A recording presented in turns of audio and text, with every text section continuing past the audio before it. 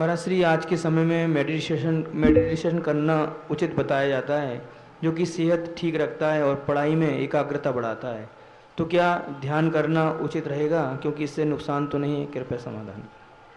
Concentration तो हर चीज के लिए जरूरी है। कोई भी कार्य करो जब एकाग्र होकर करोगे तभी तो उसका लाभ मिलेगा।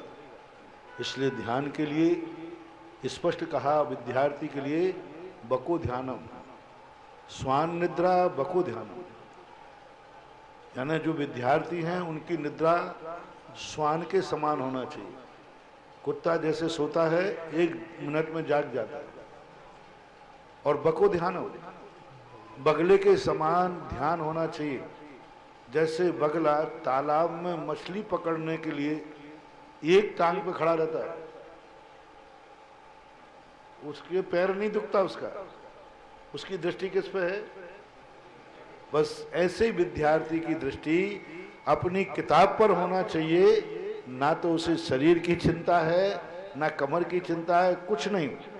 तो ध्यान के संबंध में तो होना ही चाहिए। जिसका मन चंचल होता है वे अच्छे नंबर नहीं ला पाते। जो मन इतने ध्यान में एकाग्र हो जाते हैं कि उन्हें बाहर कुछ पता ही नहीं रहता है दुनिया में क्या हो रहा है। विद्यार्थी इतना एकाग्र होता है, बाजार से निकलता है उसे खबर नहीं उसके दिमाग में घूम रहा है। उसके 24 घंटे उसके मन में एक ही भाव चलता रहता है कि हमारा अध्ययन क्या करना, आज का कोर्स क्या है, आज का होमवर्क क्या है।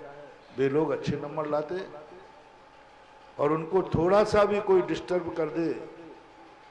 एक बच्चा था कोटा में, वो बच्चा कहता है महाराज जी मैं अब जीवित नहीं रहूंगा।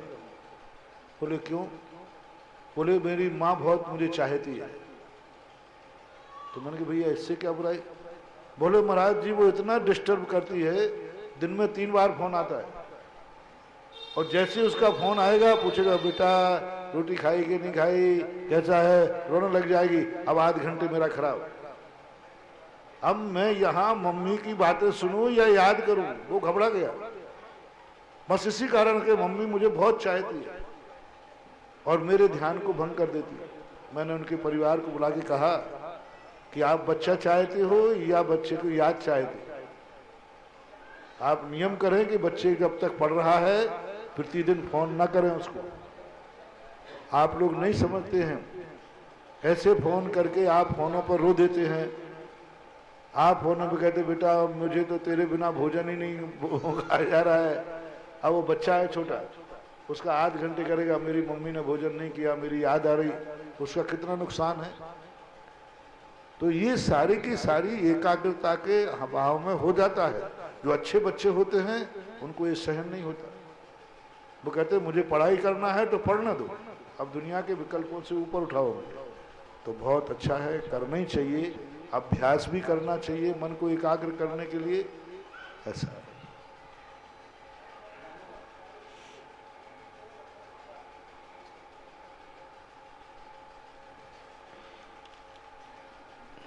पंकज जयपुर से एक जिज्ञासा है महाराज श्री, जो आचार्य आदि के बाद जो 3 परमेष्टि आते हैं। बच्चों का जब प्रसंग आया ध्यान के संबंध में तो उनको मैं एक छोटा सा ध्यान देता हूँ कि वे किसी भी अपने मन को थोड़ा सा किसी वस्तु पर केंद्रित करें। यदि उनकी आंख में स्थिरता है तो किसी 1 मिनट के लिए किसी एक वस्तु को देखें। बस 1 मिनट बहुत हो गया, 1 सेकंड को बिना पलक झपकाए और पढ़ना शुरू कर दो।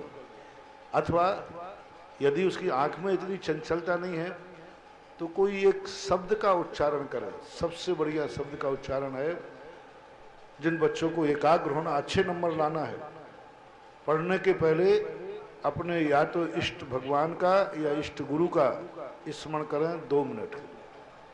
पढ़ाई करने के पहले, पेपर देने के पहले, होमवर्क करने के पहले, ज़्यादा टाइम नहीं, 2 मिनट।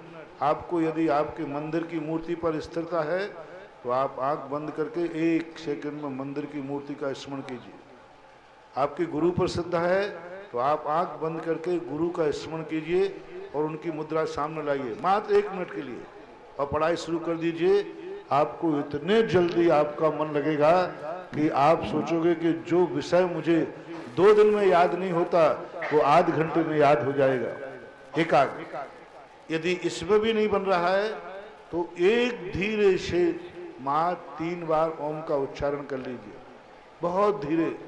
बच्चे लोगों को कह रहा हूं, पेपर के पहले, वो जरूर नहीं कि क्लास में आप बहुत जोर से ही बोले, मुझे तो तुम्हें सुनाना है इसलिए बता रहा हूं, पर लंबा खींचना।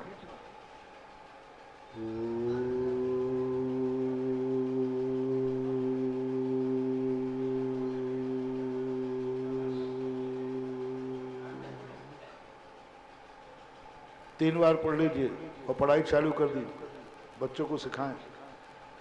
यदि इसमें भी कठिनाई जाए तो माँ 3 बार जो अपनी श्वास है ना, श्वास, इसको जाते हुए और निकलते हुए देखें। अपनी श्वास जा रही है, बस उसको देखें वो कहाँ से जा रही है, और निकल रही है इसको देखें, और फिर पध्यन चालू करें। आजकल इस संबंध में बच्चों को बहुत ज़्यादा पढ़ाया जा रहा है।